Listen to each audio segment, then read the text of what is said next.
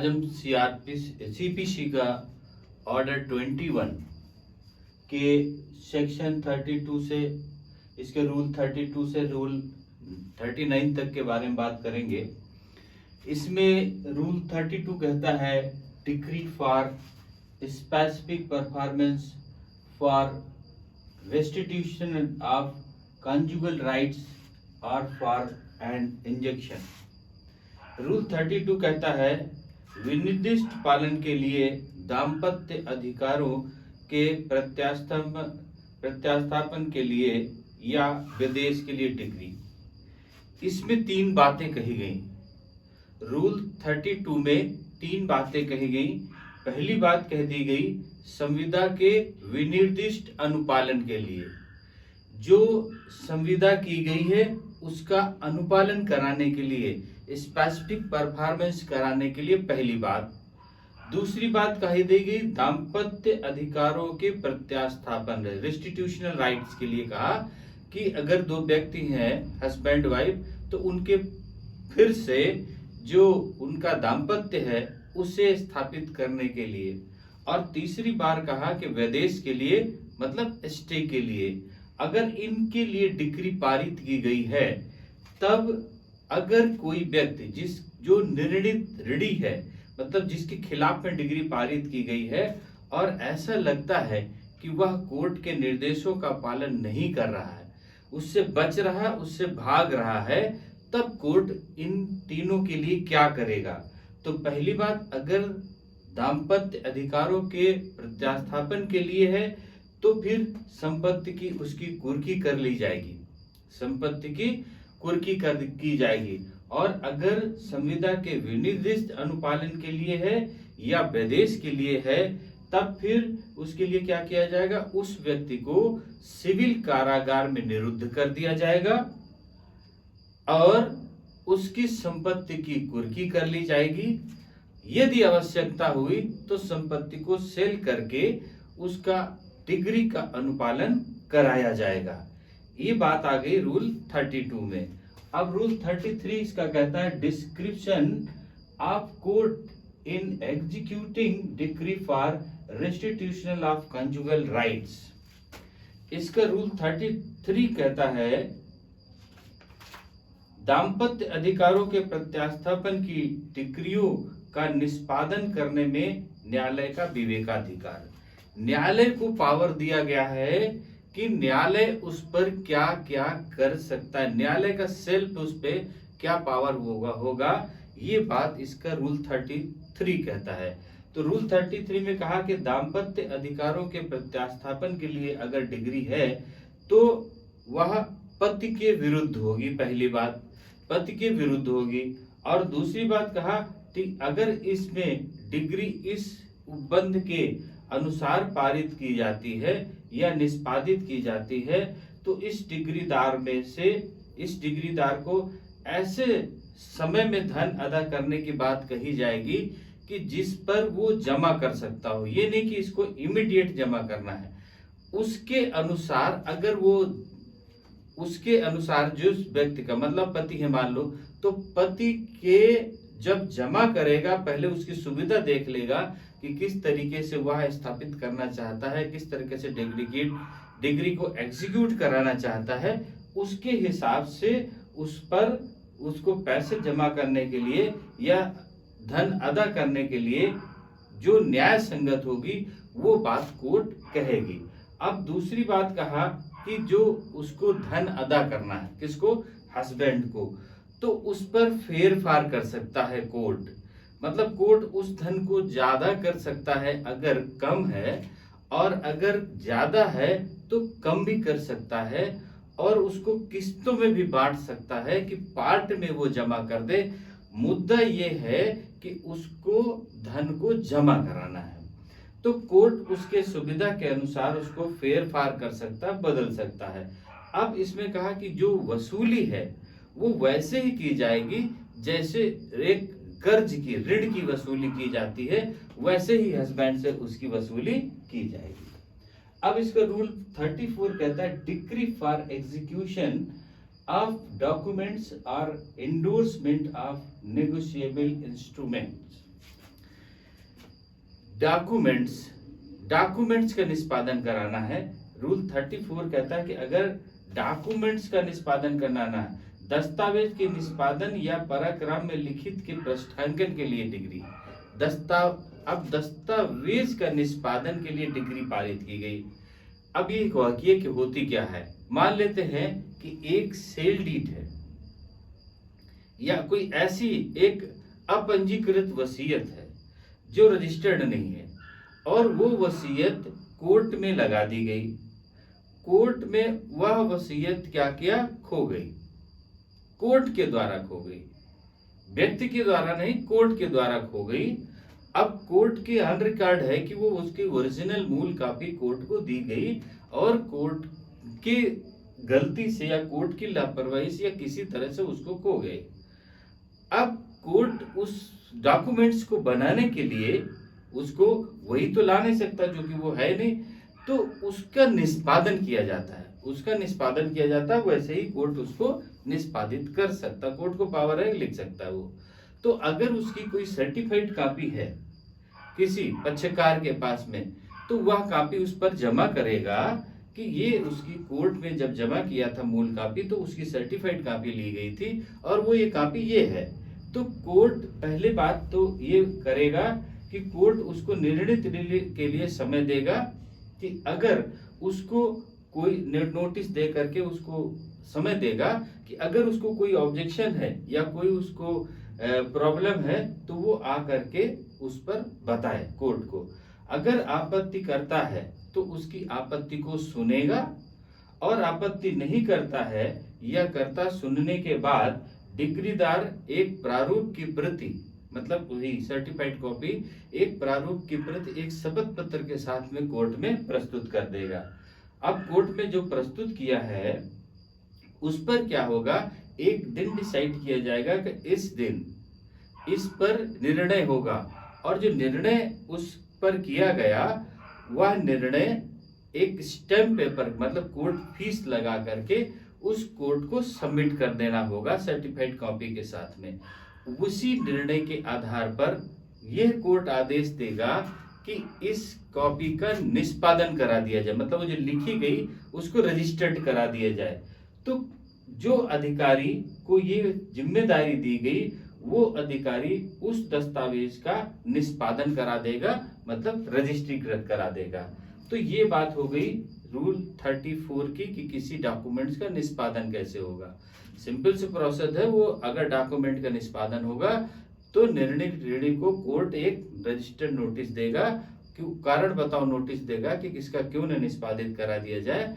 उसके बाद में अगर उसका विरोध होता है तो पक्ष सुनेगा, नहीं विरोध होता है तो जो डिक्री होल्डर है उसको स्टैम्प पेपर पर जो कोर्ट की फीस होगी उसके स्टैम्प पेपर पर लिख करके एफिडेविट के साथ सत्यापित कर उसको देना होगा और वो एग्जीक्यूट करा करके एक अधिकारी को देगा, अधिकारी जा करके उसको कोर्ट में रजिस्टर्ड करा देगा। या मान लो कोई सेल डीड है, किसी को सेल डीड का पावर दिया गया कि इसके हक में सेल डीड निष्पादित कर दी जाए, तो अगर सेल डीड निष्पादित करने की बात करी गई तो भी यही प्रोसेस होगा, इसी डॉक्यूमेंट्स के हिसाब से उसको निष्पादित कराया जाएगा। अब रूल 35 में कहा गया decree for immovable property. Decree for immovable property rule 35 में कहा स्थावर संपत्ति के लिए डिग्री। स्थावर संपत्ति की कुर्की के लिए डिग्री अगर है तो फिर कहा गया कि अगर स्थावर संपत्ति की कुर्की के लिए है और उसके तो उस और जिस पर वह व्यक्ति का कब्जा है, जिस पर कब्जा है तो पहले किसी व्यक्ति का कब्जा है तो पहले क्या करेगा कि ऐसे ही तो स्थावर संपत्ति की कुर्की नहीं की जाएगी, पहले क्या किया जाएगा उसको नोटिस दे करके जो व्यक्ति उसके कब्जे में है उस कब्जे को खाली कराया जाएगा, उसको टाइम दिया जाएगा कि इस समय तक इसको खाली कर दीजिए। तो वह व्यक्ति उस भाग को या उस हिस्से को या उस स्थावर संपत्ति को खाली करेगा, खाली करने के बाद में उसे वह कुर्क करेगा। अब रूल 36 इसका कहता है decree for delivery of immovable property when in occupancy of tenant.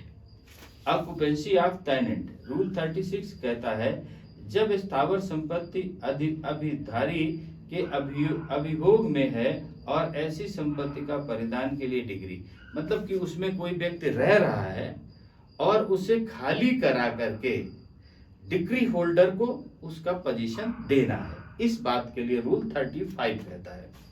तो रूल 35 में कहा कि अगर डिग्री किसी संपत्ति की है और उस संपत्ति में से, स्थावर संपत्ति में से जो व्यक्ति रह रहा है, पहले उसे वारंट दिया जाएगा कि फला डेट तक या स्थिति तक इसको खाली करा दिया जाएगा, उसको चस्पा किया जाएगा।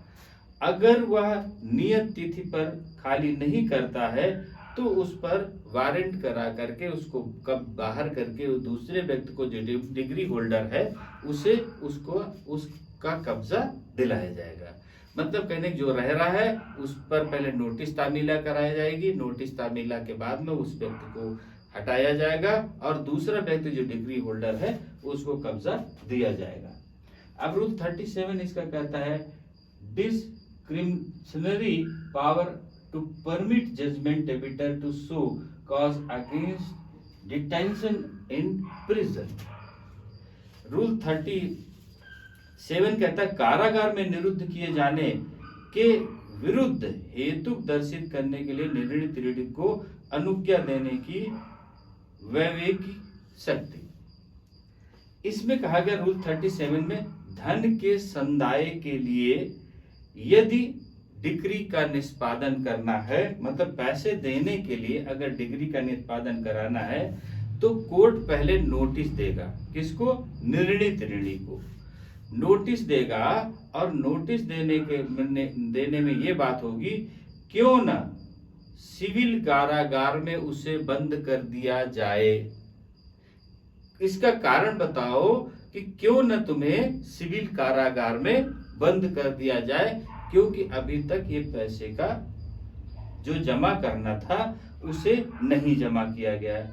यदि वह पक्का हो जाए, यदि वो पक्का हो जाए कि डिग्रीदार अगर कह दे कि नहीं इसको अगर नोटिस दिया जाएगा या इसको चस्पा कराया जाएगा तो ये जो निर्णित ऋणी है ये फरार हो जाएगा या जो धन है उसे वह किसी दूसरे को दे देगा या धन गायब कर देगा। अगर ऐसा शपथ पत्र के साथ में डिग्री होल्डर कोर्ट को देता है और कोर्ट को ये विश्वास हो जाता है कि वाकई में अगर इसको नोटिस दे दी जाएगी डिग्री निर्णित ऋणी को तो वह संपत्ति जिसका कुर्क करना है वह हट सकती है, वह जा सकती है और वह कुर्क नहीं करने का अवसर मिलेगा, तब फिर सीधा वारंट जारी करेगा। और उसको गिरफ्तार कराएगा और गिरफ्तार कराने के बाद में उसे कोर्ट में पेश कराएगा। अगर नोटिस देने के बाद में वह लगता है कि टाल मटोल कर रहा है या भाग रहा है तो फिर उसको वारंट जारी करेगा। इसमें तीनों बातें ये कही गई। अब रूल 38 में कहा, 38 में warrant for arrest to direct judgment debtor to be brought up. अब रूल 38 कहा कि गिरफ्तारी के वारंट के निर्णित ऋणी के लिए जाने के लिए निवेश होगा। रूल 38 कहता है कि निर्णित ऋणी को गिरफ्तार करके कोर्ट के समक्ष लाया जाए, गिरफ्तार करके कोर्ट के समक्ष लाया जाए। और जब कोर्ट के समक्ष लाया जाता है तो वो जो निर्णित ऋणी है वो जो हक जो पैसे का दिया कि इतना पैसा देना है, उसका इतना ब्याज है या इतने खर्चे हैं ये जमा करने हैं, निर्णित ऋणी वह धन और ब्याज खर्चा कोर्ट को जमा कर देता है जब वो गिरफ्तार करके लाया जाता है। तो अगर अदा कर दिया जाता है तो कोर्ट आदेश देगा कि उसे तत्काल रिहा कर दिया जाए। फिर अगर उसने जमा कर दिया तो ये नहीं कि वो कोर्ट में जमा कर रहा तो उसे नहीं लिया जाएगा, उसे जेल भेजा जाएगा या सिविल कारागार में निरुद्ध किया जाएगा, ऐसा नहीं होगा। अगर उसकी गिरफ्तार करके लाया जाता है और कोर्ट में वह तत्काल पैसे को जमा कर देता है तो उसे छोड़ दिया जाएगा। अब रूल 39 की बात आती है सब्स्टिट्यूशन अलाउंस। रूल 39 इसका कहता है जीवन निर्वहन भत्ता। जीवन निर्वहन भत्ता जब तक जिस समय तक डिग्रीदार ने न्यायालय द्वारा निष्पादित की जा सकने वाली रकम जमा न कर दी हो। जैसे न्यायालय में उस तिथि तक, जिस तिथि को कोर्ट नोटिस जारी कर रहा, वारंट जारी कर रहा, उस तिथि तक अगर निर्णित ऋणी ने पैसा नहीं जमा कर दिया है, तब कोर्ट गिरफ्तार करने का नोटिस जारी करके उसे गिरफ्तार करके लाया जा सकता है, और गिरफ्तार करके कोर्ट के सामने लाया जाएगा। अगर उसने पैसा जमा कर दिया पहले, तो फिर वह गिरफ्तार नहीं किया जाएगा। अब जब निर्णित ऋणी सिविल कारागार में निरुद्ध कर दिया गया हो, इसका नेक्स्ट सब क्लॉज बताया गया कि अगर जब निर्णित ऋणी सिविल कारागार में निरुद्ध कर दिया गया हो, तब जीवन निर्वहन भत्ता जो उसके लिए मंथली दिया गया, वो उसको जमा कराना पड़ेगा। वो नियत रहेगा, वो धारा 57 के अधीन जैसे कहा गया वैसे वो जमा करता रहेगा, और वह उस तिथि को जमा करेगा जिस तिथि को या तो कोर्ट ने निर्धारित किया होगा, या तो 1 तारीख के पहले ही, 1 तारीख जो दी गई महीने की, उस तारीख तक वो पैसे को जमा कर देगा। तो इसमें एक ही बात कहा कि जीवन निर्वहन भत्ता, ये नहीं कि उसको निरुद्ध कर दिया गया तो जीवन निर्वहन भत्ता का निरुद्ध हो जाना, जीवन निर्वहन भत्ता को रोक दिया जाएगा, ऐसा नहीं होगा।